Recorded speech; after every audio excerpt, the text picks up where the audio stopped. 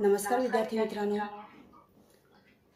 मित्रांनो, कोविड-19च्या या सद्यस्थितीत आपल्या शाळा बंद असल्या तरी आपले शिक्षण चालूच आहे आणि त्याच अनुषंगाने बृहन्मुंबई महानगरपालिका शिक्षण विभाग व्हर्च्युअल ट्रेनिंग सेंटरच्या माध्यमातून व्हिडिओ थ्रू आपण आज भेटणार आहोत. मी निलिमा कदम, आपली व्हर्च्युअल शिक्षिका. आजचा विषय आपण बघणार आहोत विज्ञान, जनरल सायन्स, इयत्ता 8वी, स्टँडर्ड 8. आजचा आपला विषय बालमित्रांनो तुमच्या लक्षात आलंच असेल, ॲटम्स, अणूचे अंतरंग, इनसाइड द ॲटम.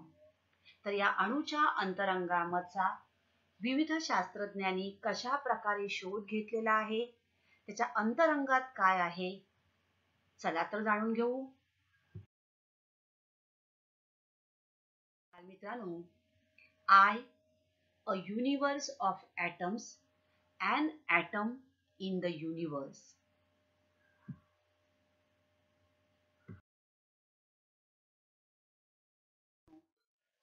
अणूच्या अंतरंगात डोकवण्यापूर्वी थोडंसं आपण द्रव्य म्हणजे काय, कारण इयत्ता 7वी मध्ये आपण पदार्थ, द्रव्य, मूलद्रव्य, संयुग, मिश्रण याचा अभ्यास केलेला आहे. थोडंसं आपण आठवूया बरं का. द्रव्य, मॅटर म्हणजे काय. आता वस्तू ज्यापासून तयार होते त्याला सर्वसाधारणपणे आपण पदार्थ असं म्हणतो आणि शास्त्रीय परिभाषेमध्ये यालाच द्रव्य असे म्हणतात. So, what is matter in scientific language? Matter means which an object is made up of. That is called as matter. So, matter is everything around us. हे द्रव्य जे आहे हे रेणूंचे बनलेले असते. All matter is made up of atoms. आणि रेणू हे अणूंपासून बनलेले असतात. A molecule is the smallest unit of a substance that has all the properties of that substance. तर अणू म्हणजे काय, तर मूलद्रव्याच्या लहानात लहान अविभाज्य कणाला अणू असे म्हणतात. Atoms are defined as the smallest units of matter that have the properties of an individual element.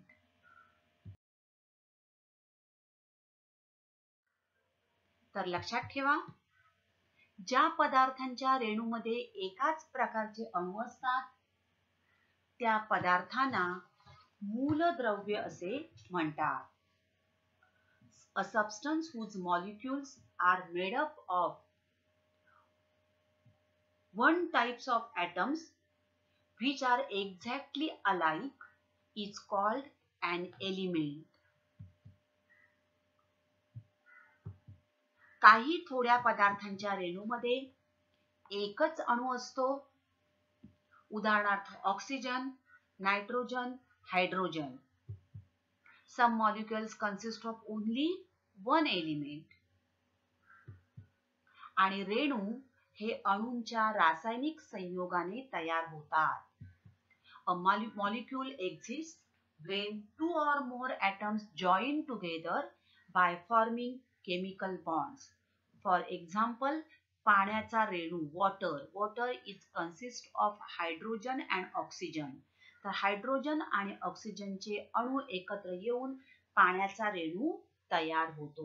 So there is a chemical bond between them and a molecule exists when these two or more atoms join together. मीठ, पाणी हे झाले रेणू.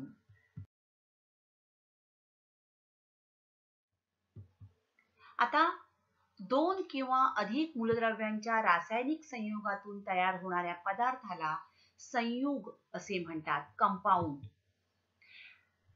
तसंच when atoms of at least two different elements come together to form chemical bonds, these molecules can be called as compounds. संयुग.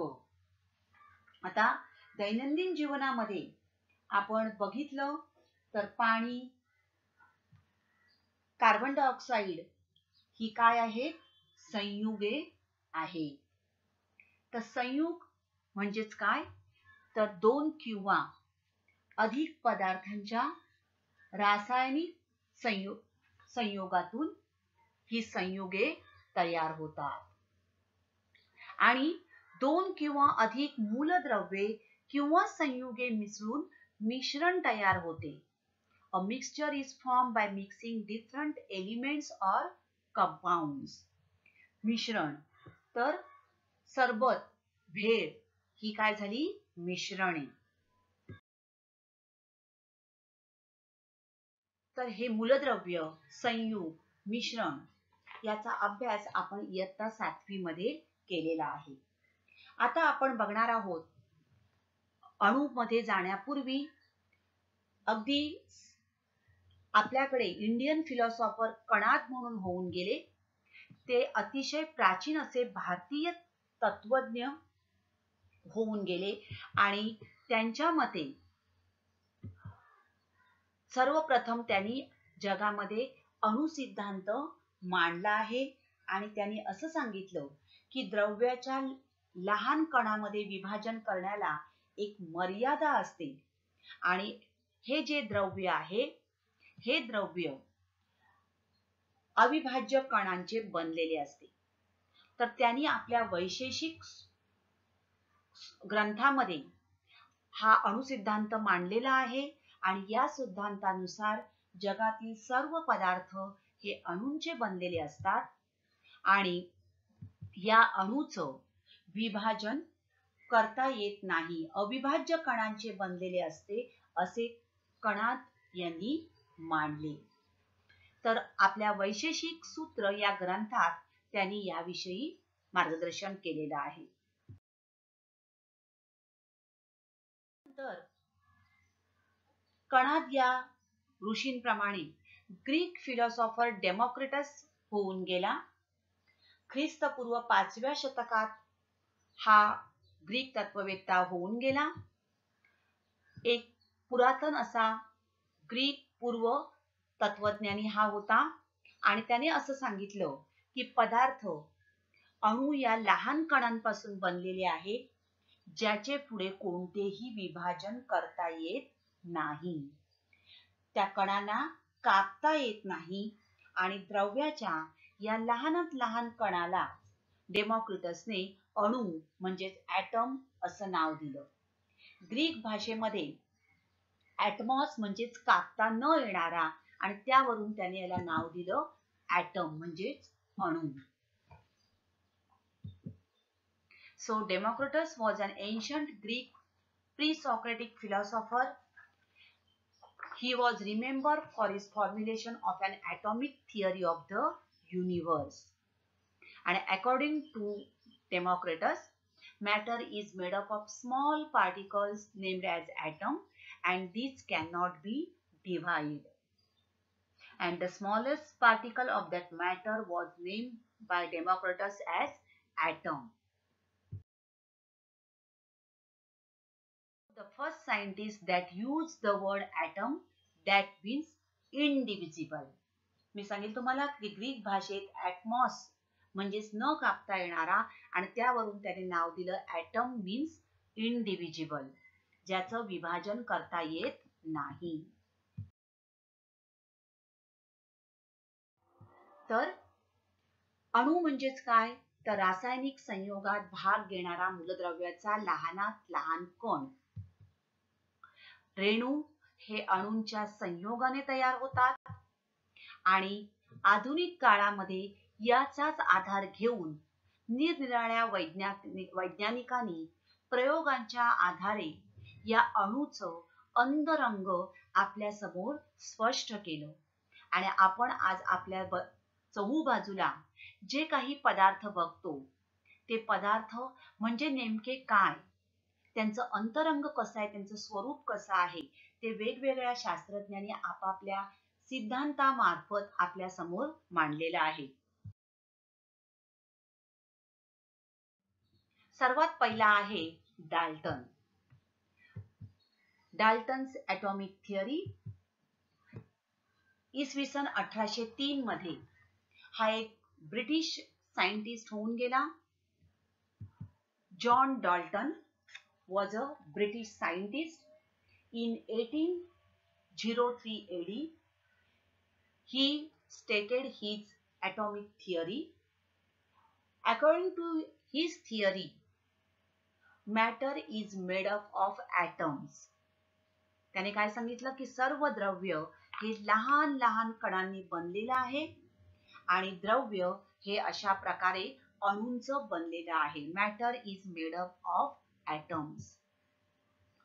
पुढे याने काय सांगितलं बघा की अणू निर्माण करता येत नाही, तसंच त्यांचं विभाजनही करता येत नाही. सी, अणू म्हणजेच काय, तर अणू हे अविभाजनीय व अनाशवंत असतात. atoms are indivisible and indestructible. Atoms are indivisible and indestructible. आता या डाल्टनच्या थिअरीनुसार आणखीन एक त्याने पॉइंट याच्यामध्ये मांडला. काय सांगितलं त्याने, all atoms of an element are alike. एका मूलद्रव्याचे सर्व अणू हे एक सारखेच असतात, तर भिन्न मूलद्रव्यांचे अणू भिन्न असतात आणि त्यांचे वस्तुमान भिन्न असते. हा एक महत्वाचा या डाल्टनच्या थिअरीचा एक मुद्दा आहे. बघा, एका मूलद्रव्याचे सर्व अणू एक समान असतात. उदाहरणार्थ बघा, हायड्रोजन आपण घेतला, ऑक्सिजन घेतला, नायट्रोजन घेतला, तर अणू सगळे एक समान असणार आहे. मात्र भिन्न मूलद्रव्य त्यांचे अणू भिन्न असतात, त्यांचे वस्तुमान भिन्न असते. उदाहरणार्थ पाणी, हायड्रोजन आणि ऑक्सिजन या अणूपासून बनलेला आहे. So atoms of element A and atoms of element B, भिन्न मूलद्रव्यांचे अणू भिन्न असतात, त्यांचे वस्तुमान भिन्न असते. All atoms of an element are alike, while different elements have different atoms with different mass.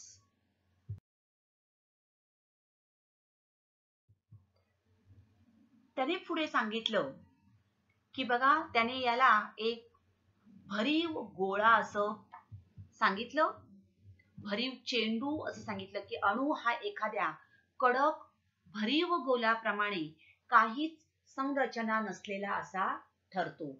आणि त्याने त्याला एका बुंदी लाडूची उपमा दिली.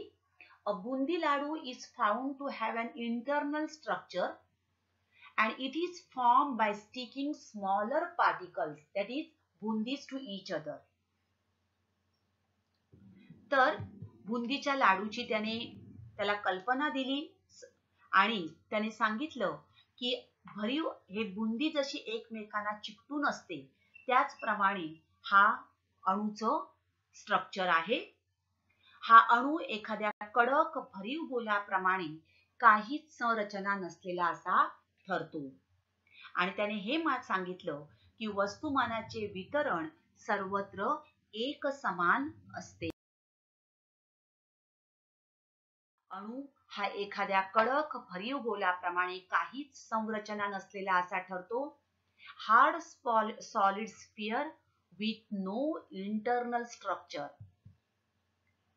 आणि according to Dalton's atomic theory, the mass is distributed uniformly in an atom.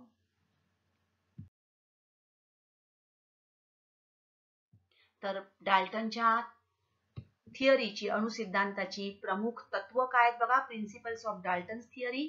All matter is composed of atoms. Atoms are indivisible and indestructible. अणू हे अविभाजनीय व अनाशवंत असतात. All atoms of an element are alike with same mass. एकाच मूलद्रव्याचे अणू आकाराने समान असतात, त्यांचे वस्तुमान समान असते. आणि भिन्न मूलद्रव्यांचे अणू भिन्न असतात, त्यांचे वस्तुमान भिन्न असते. The different elements have different atoms with different mass. ही डाल्टनच्या थिअरीची प्रमुख तत्व आहे. आपण वेगवेगळ्या थिअरींकडे जाणार आहोत, अणुसिद्धांताकडे जाणार आहोत. ही आहे सर्वात पहिले डाल्टन्स ॲटॉमिक थिअरी. मित्रांनो, लक्षात ठेवा, प्रत्येक पदार्थ हा अणूंचा बनलेला असतो. पदार्थाचा अणू हा सामान्यतः उदासीन असतो, म्हणजेच त्यावर कोणताही प्रभार नसतो. कारण अणूवरील धन प्रभार आणि ऋण प्रभार यांची संख्या सारखी असते. मात्र त्यानंतर आलेले शास्त्रज्ञ म्हणजेच जे थॉम्सन या वैज्ञानिकाने अजून एक पुढचा शोध लावला की अणूच्या आतमध्ये ऋण प्रभारित कणांचा शोध लावला आणि त्याच शोधामुळे डाल्टनच्या अणुसिद्धांताला धक्का बसला. तर जे थॉम्सन या शास्त्रज्ञाने the scientist J. Thomson demonstrated experimentally that the negatively charged particles are present inside an atom and he called them as an electron. Thomson या शास्त्रज्ञाने इसवी सन 1897 मध्ये प्लम पुडिंग मॉडेल आपल्या पुढे आणलं. तर अणुसंरचनेचं पहिलं प्रारूप, the plum pudding model of atom put forth by Thomson in the year 1904. It was the first model of atomic structure. This is the plum pudding model. आणि थॉम्सन यांनी अणूतील ऋण प्रभारयुक्त इलेक्ट्रॉन या महत्वाच्या घटकाचा शोध लावला आणि त्यामुळे डाल्टनच्या अणुसिद्धांताला धक्का बसला. आता हे जे ऋण प्रभारित कण जे आहेत यांचं वस्तुमान हायड्रोजन अणूपेक्षा 1800 पट कमी असतं, हे थॉम्सनने आपल्या प्रयोगाने दाखवून दिलं. A negatively charged particle known as electron was discovered by J. Thomson. काय आहे बघा थॉम्सनचं plum pudding model, Thomson's plum pudding अणुप्रारूप. तर त्याने असं सांगितलं की अणूमध्ये सर्वत्र धनप्रभार पसरलेला असतो आणि त्यामध्ये ऋण प्रभारित इलेक्ट्रॉन हे जडवलेले असतात. According to Thomson, the positive charge is distributed throughout the atom. इथे दिसतंय तुम्हाला बघा, positive charge throughout the atom and negatively charged electrons. These are electrons having negative charge. They are embedded in it. Now the distributed positive charge is balanced by the negative charge on the electrons. हा बघा, हा positive charge आहे सगळीकडे आणि हे ऋण प्रभारयुक्त electron आहे. ज्याप्रमाणे कलिंगड आपण जर बघितलं तर कलिंगडामध्ये ह्या ज्या बिया आपल्याला आतमध्ये दिसतात त्या बियांना त्याने निगेटिव्ह इलेक्ट्रॉन्स असं संबोधलं आणि बाकी जो सगळा भाग आहे तो आहे धन प्रभारयुक्त भाग. आणि यामुळेच हा अणू विद्युत प्रभारदृष्ट्या उदासीन होतो असं त्यांनी मांडलं या ठिकाणी. आणि म्हणून त्यांनी त्याला प्लम पुडिंग च अणुप्रारूप असं त्याला म्हटलं जातं.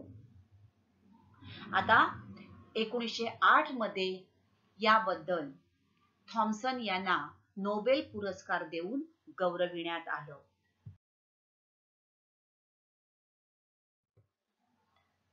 काय आहे बरं थॉम्सन्स प्लम पुडिंग मॉडेल? तर अणूमध्ये सर्वत्र धनप्रभार पसरलेला असतो व त्यामध्ये ऋण प्रभारित इलेक्ट्रॉन जडवलेले असतात. The positive charge is distributed throughout the atom and the negatively charged electrons are embedded in it. धन आणि ऋण प्रभार अशा प्रकारे समान होतो आणि त्यामुळे अणूवर कोणताच प्रभार उरत नाही, म्हणजेच अणू विद्युत प्रभार दृष्ट्या उदासीन होतो. Atom as a whole is electrically becomes neutral because the negative and positive charges are equal in magnitude.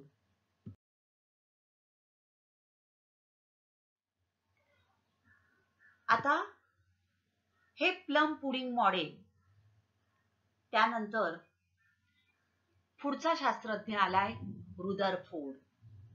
रुदरफोर्ड्स nuclear model of atom. जर आपण स्ट्रायकरने कॅरम खेळताना स्ट्रायकरने सोंगटीवर धरलेला नेम चुकला तर स्ट्रायकर दुसऱ्या बाजूला जाणार आहे, बरोबर? मग कोणत्या बाजूला नेमका जाईल? आणि त्यासाठी या प्रकारचा प्रयोग रुदरफोर्डने केला आणि त्यालाच म्हणतात रुदरफोर्डचे केंद्रकीय अणुप्रारूप. In 1911, Rutherford studied the inside of atom by scattering experiment. काय आहे बरं त्याचा प्रयोग बघूया आपण. He done some gold foil experiment and it is known as scattering experiment. So Rutherford यांनी काय केलं तर हा एक सोन्याचा पातळ पत्रा घेतला. अतिशय पातळ पत्रा घेऊन त्यावर या किरणोत्सारी मूलद्रव्यांचा मारा केला. किरणोत्सारी मूलद्रव्यांमधून हे अल्फा कण जे या पत्र्यावर फेकले गेले त्यांचा मारा केल्यानंतर या ठिकाणी या सोन्याच्या पत्र्याच्या भोवती या ठिकाणी बघा दिसतंय तुम्हाला हा डिटेक्टर लावलेला आहे. म्हणजे सोन्याच्या पत्र्याभोवती एक प्रतिदीप्तिमान असा पडदा लावला. एक fluorescent screen around the gold foil. This is the gold foil and this is the fluorescent screen. आता ज्या वेळेला हे अल्फा किरण या ठिकाणाहून मारले गेले तर त्याच्या म्हणण्यानुसार किंवा त्याच्या एक्सपेक्टेशन्स नुसार काय झालं पाहिजे की जर अणूंमध्ये धनप्रभारित वस्तुमानाचे वितरण सर्वत्र समान असेल तर या अल्फा कणांचे परावर्तन होईल अशी अपेक्षा होती. आणि बरोबर हे जर एकसमान असेल तर सगळे अल्फा किरण काय झाले पाहिजे आरपार गेले पाहिजे. The alpha particles must get reflected from the gold foil if the positively charged mass were evenly distributed inside the atoms. But what happened? See here, या ठिकाणी ऑब्झर्वेशन तुम्हाला दिसत आहेत बघा. फर्स्ट ऑफ ऑल बघा बरेचसे अल्फा किरण हे सरळ गेले. Most alpha particles travel through the foil undeflected. म्हणजेच बहुसंख्य अल्फा कण पत्र्यातून आर पार सरळ गेले. त्यांच्यामध्ये कोणत्याही प्रकारचं डिफ्लेक्शन झालं नाही. Now some alpha particles are deflected by small angles. थोडेसे बघा या बाजूला गेलेले दिसत आहेत. ओके, तर थोड्याशा अल्फा कणांचे मूळ मार्गापासून सरळ जाण्याऐवजी थोडेसे ते त्यांचं विचलन झालं. लहान लहान कोनामधून विचलन झालं. अँड काय झालं बघा ऑकेजनली या ठिकाणी तुम्हाला दिसतोय बघा this only one occasionally an alpha particle travels back from the foil. Most of the alpha particles travel through the foil undeflected. Smaller alpha particles get deflected through a smaller angle, and surprisingly only one alpha particle out of 20,000 bounced back in the direction opposite to the original path. एक alpha कण मूळ मार्गाच्या उलट दिशेने उसळला, मागे आला. आता त्यावरून त्याने काय सांगितलं बघा, काय मानलं, त्याचं इंटरप्रिटेशन काय आहे हे निरीक्षण त्याला आढळून त्याने सांगितलं बहुसंख्य अल्फा कण पत्र्यातून आरपार गेले. Means the atom is mostly empty space म्हणजेच काय तर त्यांच्या वाटेत कोणताच अडथळा नव्हता. And therefore they went straight through the foil indicates that there was no obstacle in their path. Means that there must be an empty space inside the atoms. Okay. Second, the nucleus is positively charged. The small number of alpha particles get deflected through a small or big angle. Means that the positively charged and heavy part causing obstruction would be in the center of the atom. त्याच्या अडथळ्यास आणलेला अणूचा धनप्रभारित आणि जड भाग हा अणूच्या कुठे आहे? Centre of the item, मध्यभागी आहे. आणि the nucleus carries most of the atom's mass. म्हणजे काय होत आहे? अणूचा जो सर्व प्रभार आहे हा केंद्रकामध्येच आहे, मध्यभागीच आहे.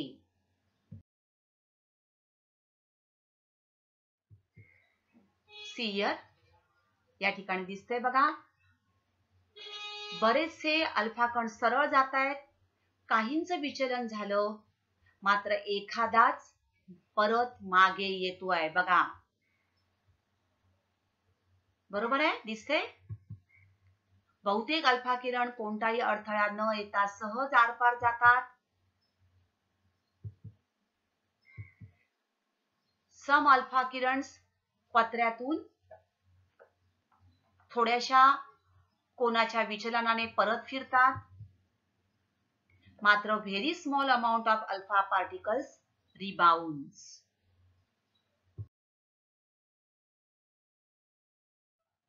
मग त्यावरून रुदरफोर्डचं केंद्रकीय अणुप्रारूप काय मानलं बघा त्याने?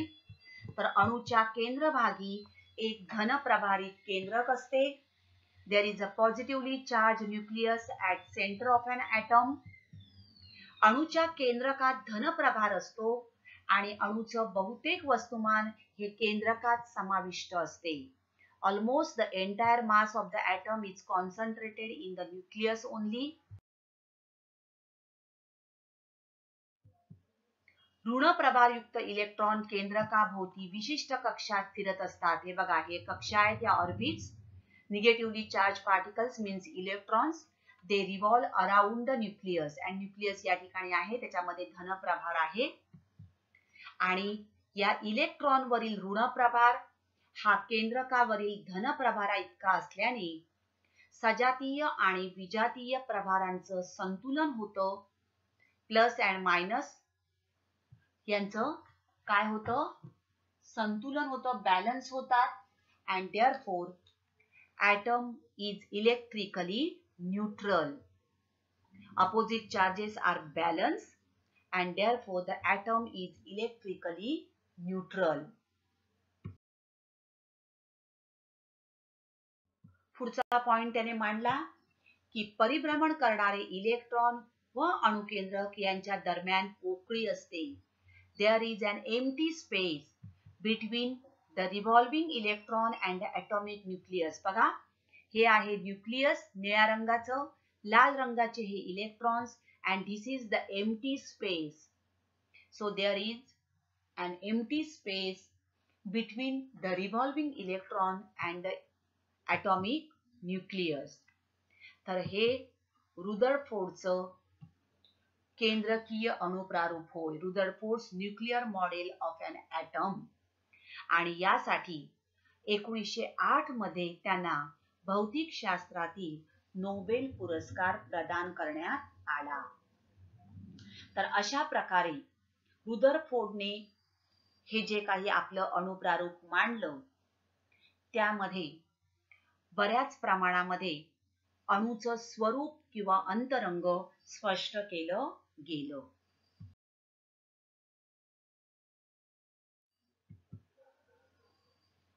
तर थॉम्सन्स थिअरी आणि रुदरफोर्ड थिअरी याच्यामध्ये असलेला नेमका फरक काय आहे तो आपण बघूया. What is the difference between Thomson's theory and Rutherford theory? Thomson's theory states that electrons are embedded in a positively charged solid material which is spherical in shape. And Rutherford states that atom is composed of an atomic nucleus around which electrons are revolving in an orbit. महत्वाचं काय त्याने काय सांगितलं, electrons त्या positive charge मध्येच आहेत, परंतु रुदरफोर्डने सांगितलं की इलेक्ट्रॉन्स हे काय आहेत, त्या कक्षेमध्ये न्यूक्लियस म्हणजे केंद्रकाभोवती असलेल्या कक्षेत इलेक्ट्रॉन्स फिरत आहेत. Now Thomson's theory does not give any detail about the atomic nucleus. केंद्रकाभोवती संबंधी थॉम्सनच्या थिअरीतून काही आपल्याला स्पष्ट होत नाही, but Rutherford's theory explains about the atomic nucleus. Thomson's theory states that electrons are uniformly distributed in an atom. Rutherford states that electrons are located around a central solid material. Thomson's theory indicates that atom is spherical in shape, indicates that atom has a central solid core called as nucleus surrounded by the electrons. Thomson's theory does not give any idea about constituents of nucleus, but Rutherford's theory states that nucleus is composed of protons and neutrons. याबाबत पुढे येणाऱ्या bore या शास्त्रज्ञाने काही या रुदरफोर्डच्या अणुप्रारूपातील ज्या काही त्रुटी आहेत त्या दूर केल्या आणि त्यांनी जे स्थायी कक्षा अणुप्रारूप आणलं त्यामधून अणूचं अंतरंग आणखीन स्पष्ट केलं गेलं. परंतु रुदरफोर्डचं अणुप्रारूप जे आहे हे प्रामुख्याने पुढच्या अणूच्या शोधांसाठी किंवा अणूचं अंतरंग उलगडण्यासाठी शास्त्रज्ञांना खूप फायद्याचं ठरलं. लेवल diagram of Rutherford scattering experiment. रुदरफोर्डचा विकिरण प्रयोग जो आहे तो स्पष्ट दाखवणारी आकृती काढायची आहे तुम्ही. सो बघा, source of alpha particles. This is a gold foil. This is detector. Now these are alpha particles. These are scattered alpha particles. So most alpha particles are deflected straightway, small deviation, and only one rebounds. Thomson's atomic model. Thomson's plum mudding दाखवणारी आकृती स्पष्ट करायची आहे. बघा, तर अशा प्रकारे this is positively charge and this one is negatively charge. तर या आकृत्या तुम्ही जरूर काढून बघा.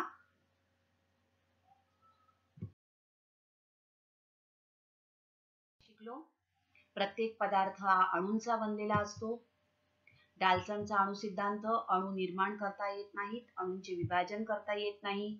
थॉम्सनचा अणु सिद्धांत, ऋण प्रभारयुक्त इलेक्ट्रॉन हे धन प्रभारयुक्त गोलामध्ये रोवलेले आहेत.